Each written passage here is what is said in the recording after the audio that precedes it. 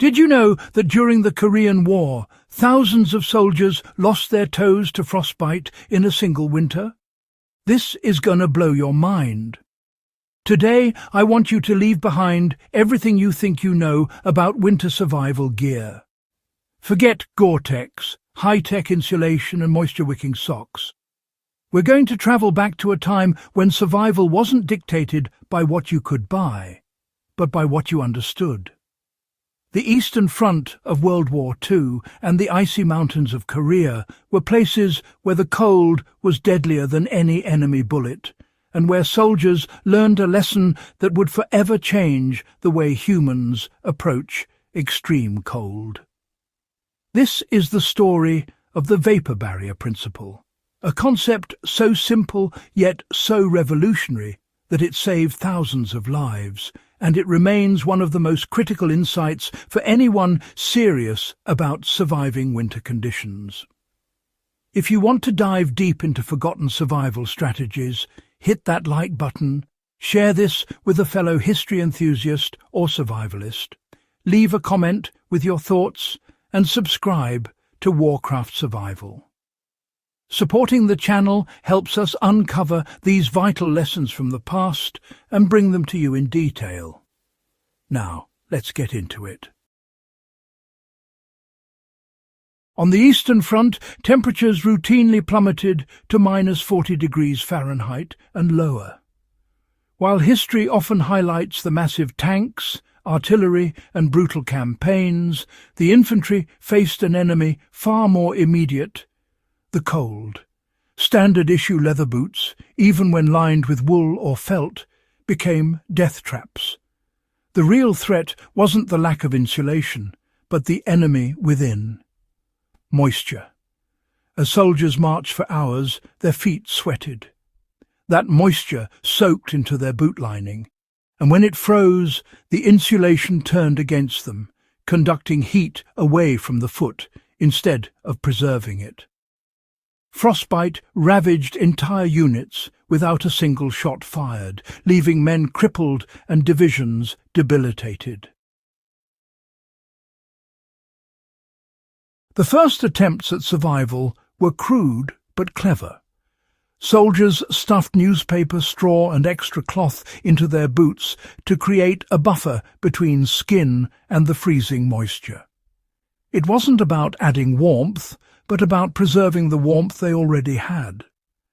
These improvisations were the germ of a principle that would eventually become a standard for extreme cold weather survival. It was a lesson written in frostbitten flesh. In the deepest cold, managing internal moisture is more critical than piling on insulation.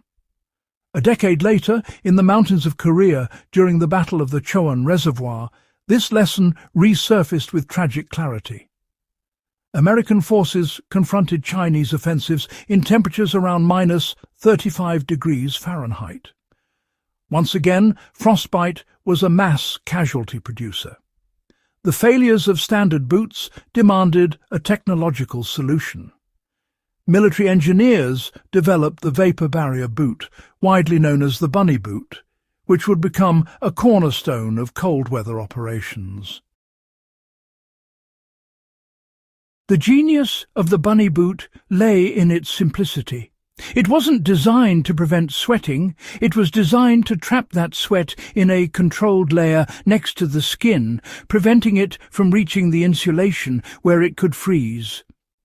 Waterproof rubber formed the outer layer, while wool and felt insulation were sandwiched between two airtight layers.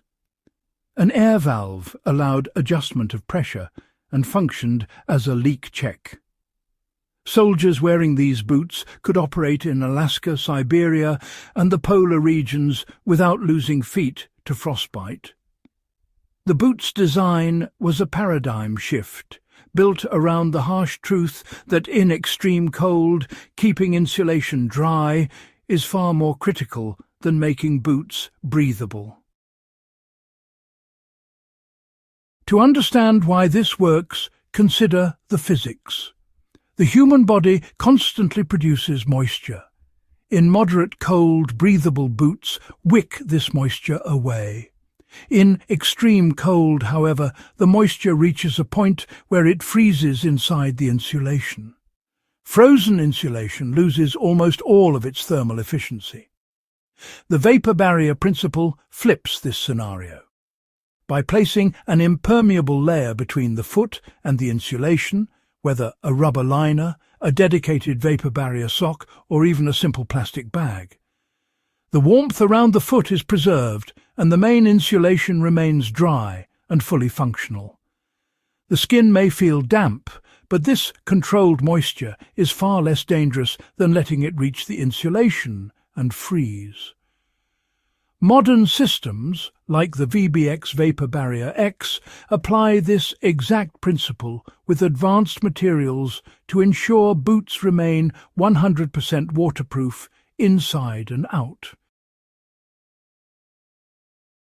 For modern survivalists, this principle is as relevant as ever. You don't need a pair of bulky bunny boots to apply it. Understanding the principle gives you options.